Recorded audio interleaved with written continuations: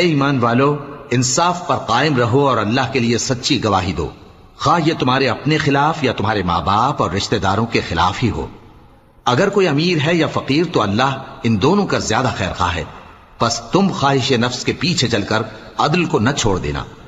अगर तुम लगी लिपटी बात कहोगे या सच्चाई से पहलू तिही करोगे तो जान रखो अल्लाह तुम्हारे सब कामों से वाकिफ है।